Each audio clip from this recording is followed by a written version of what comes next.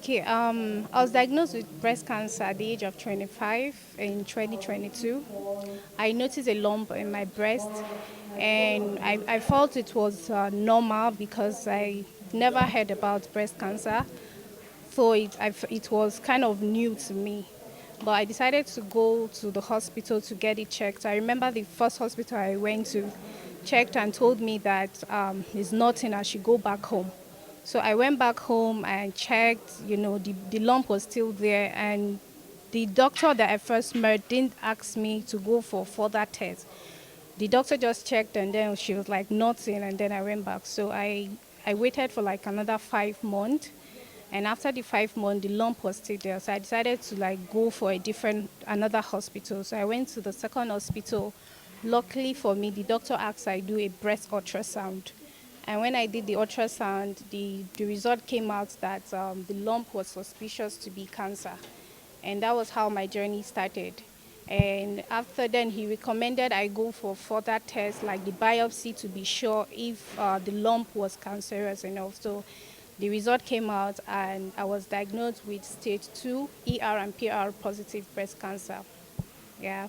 So from there, I was referred to National Hospital where I started chemotherapy. I did 8 sections of chemotherapy. I did a mastectomy, the removal of the affected breast, and 25 sections of radiotherapy. And thank God for the support system that I had. If not for that, because breast cancer, we all know that people think it's a death sentence. When you have breast cancer, you will not survive, and but it was not an easy journey for me. But I'm grateful that I was able to push through. I'm still on the journey because I'm still on medications that I'm going to be taking for 5 years. So it's a long journey for me, but I'm just grateful because I made up my mind that I will fight this disease with every strength that I have. And I also use my story to inspire other women because we know that in Nigeria, people hardly talk about cancer because of the stigma that we go through. So people hardly come out to talk about it. So but I took it upon myself to keep sharing my story, to inspire other women to come out. And, because we can break the stigma when we have a lot of survivors coming out to talk about it. So other women will be free to, when maybe they have like symptoms or any unusual symptoms, they'll be able to quickly go and check it because, oh, someone had breast cancer because of lump. So that's what I'm trying to encourage other survivors out there. Okay, Project Pink Blue is an NGO. So our major work is stimulating actions towards better cancer care in Nigeria and Africa at large. As you all know, Project Pink Blue is a leading cancer organization in Nigeria.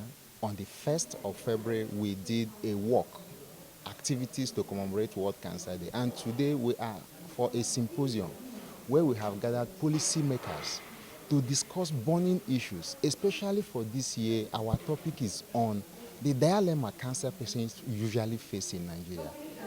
Whether to use the money they have to buy food or to fund their cancer treatment.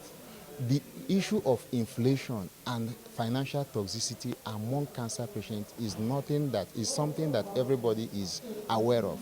So there is actually a provision for cancer health fund, but then the question would be how many persons have access to this cancer health fund?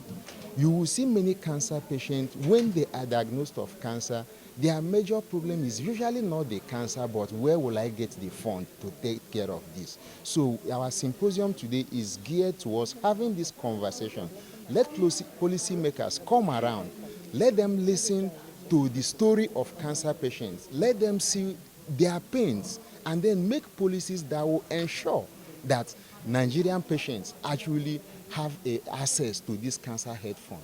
This cancer health fund is actually Nigerians' money, and cancer patients are Nigerians, so it is their money, and so they should have access to it.